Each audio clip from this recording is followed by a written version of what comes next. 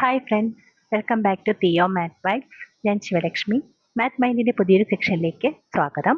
എക്സ്പോണൻസുമായി ബന്ധപ്പെട്ട തേർഡ് വീഡിയോയാണിത്. കഴിഞ്ഞ 2 വീഡിയോസിലായി നമ്മൾ എക്സ്പോണൻസ് എന്താണ്, അവയുടെ ഫീച്ചേഴ്സ് എന്തൊക്കെയാണ്, ടൈപ്സ് ഓഫ് എക്സ്പോണൻസ് ഏതൊക്കെയാണ്, അതുപോലെ എക്സ്പോണൻസുമായി ബന്ധപ്പെട്ട റൂൾസ് എന്തൊക്കെയാണെന്നാണ് ഡിസ്കസ് ചെയ്തുകൊണ്ടിരുന്നത്. ഇനി അടുത്തതായി എക്സ്പോണൻസുമായി ബന്ധപ്പെട്ട തേർഡ് റൂളാണ്. തേർഡ് റൂളിൻ്റെ പേര് പവർ റൂൾ എന്നാണ്. പവർ റൂൾ പറയുന്നത് a raised to m the whole raised to n equals a raised to m into n. അതായത് നമ്മുടെ കയ്യിലൊരു exponent a raised to m ഉണ്ട്. അതിനെ വീണ്ടും നമ്മളൊരു പവർ raised to n കൊടുക്കുന്നു. അതിൻ്റെ ആൻസർ എന്ന് പറയുന്നത് നമ്മൾ ബേസ് ആയിട്ടുള്ള a അതുപോലെ എഴുതുന്നു. ശേഷം ആ എക്സ്പോണൻസ് പരസ്പരം മൾട്ടിപ്ലൈ ചെയ്ത് എഴുതുന്നു. That is a raised to m the whole raised to n equals a raised to n into n. നമുക്ക് എക്സാമ്പിൾസ് നോക്കാം. First example 2 cube the whole raised to 6, that is equal 2 raised to 3 into 6. അതായത് ഇവിടുത്തെ exponents ആയിട്ടുള്ള 3യും 6ഉം നമ്മൾ multiply ചെയ്തു. So final answer നമുക്ക് 2 raised to 18 എന്ന് കിട്ടും. Another example 3 raised to 1/2 the whole cube. ഇവിടെ നമ്മൾ പവർ റൂൾ അപ്ലൈ ചെയ്യുന്നു. That is 3 raised to 1/2 into 3 equal 3 raised to 3/2 എന്ന് ആൻസർ കിട്ടും. മറ്റൊരു example 5 raised to -3 the whole square. വീണ്ടും നമ്മൾ പവർ റൂൾ അപ്ലൈ ചെയ്യുന്നു. 5 raised to -3 into 2 equal 5 raised to -6 എന്ന് കിട്ടും. ഇനി പവർ റൂളുമായി ബന്ധപ്പെട്ട് 2 എക്സ്ട്രാ റൂൾ കൂടിയുണ്ട്. അവ ഏതൊക്കെയെന്ന് നോക്കാം. അതിൽ ഫസ്റ്റ് റൂളാണ് power of a product rule. Power of a product rule പറയുന്നത് a into b the whole raised to m equal a raised to m into b raised to m. അതായത് നമ്മുടെ കയ്യിലൊരു പ്രോഡക്റ്റ് ഉണ്ട്.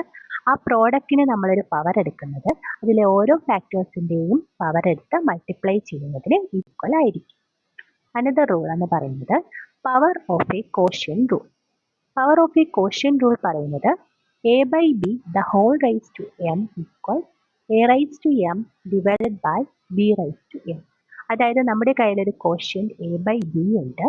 അതിനൊരു പവർ എടുക്കുന്നത് നമ്മൾ അതിൻ്റെ numerator raise to that exponent divided by denominator raise to that എക്സ്പോണൻറ്റിന് equal ആയിരിക്കും. നമുക്ക് കുറച്ച് എക്സാമ്പിൾസ് നോക്കാം. First example 324. 324 എന്ന് പറയുന്നത് 18ൻ്റെ സ്ക്വയർ ആണ്.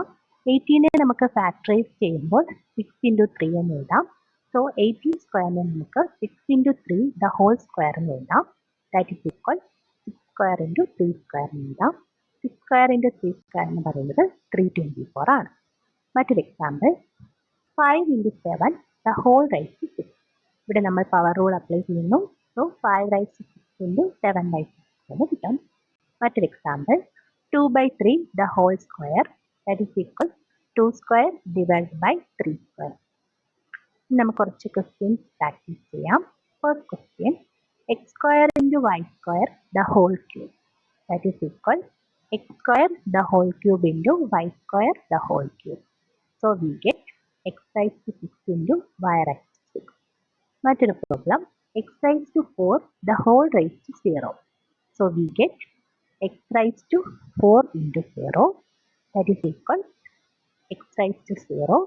raised to 0 എന്ന് പറയുന്നത് 0 എക്സ്പോണൻ്റ് ആണ്. So we get equal 1. മറ്റൊരു ക്വസ്റ്റ്യൻ നോക്കാം.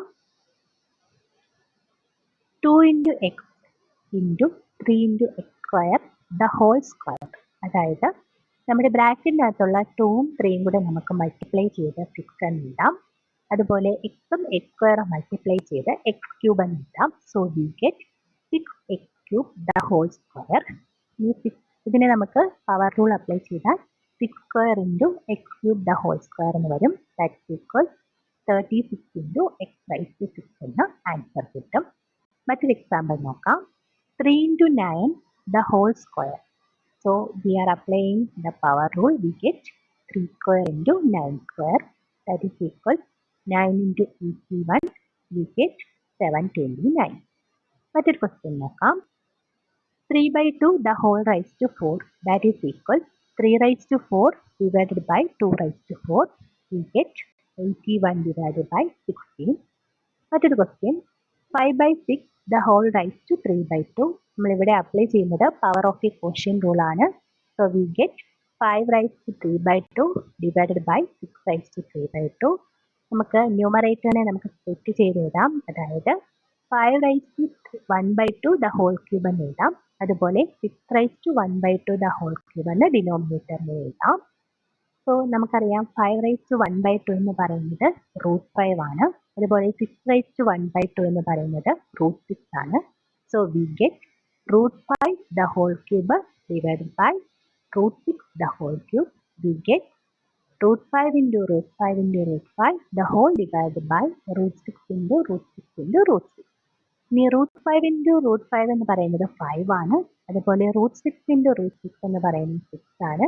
So final answer 5√5 divided by 6√6 എന്ന് ആൻസർ കിട്ടും. ഇനി കുറച്ച് എക്സസൈസ് ക്വസ്റ്റ്യൻസ് നിങ്ങൾക്ക് വേണ്ടി തന്നിട്ടുണ്ട്. എക്സസൈസ് ക്വസ്റ്റ്യൻസ് എല്ലാം ചെയ്ത് നോക്കണം. അതിൻ്റെ ആൻസേഴ്സ് തന്നെ കമൻറ്റ് ബോക്സിൽ അറിയിക്കണം. വീഡിയോ ഇഷ്ടപ്പെട്ടെന്നുണ്ടെങ്കിൽ ലൈക്ക് ചെയ്യണം, ഫ്രണ്ട്സിനെല്ലാം ഷെയർ ചെയ്യണം. ഇതുപോലുള്ള കൂടുതൽ വീഡിയോസിന് വേണ്ടി തിയോ മാത്സ് വൈബ്സ് എന്ന ചാനൽ സബ്സ്ക്രൈബ് ചെയ്യണം. Thank you.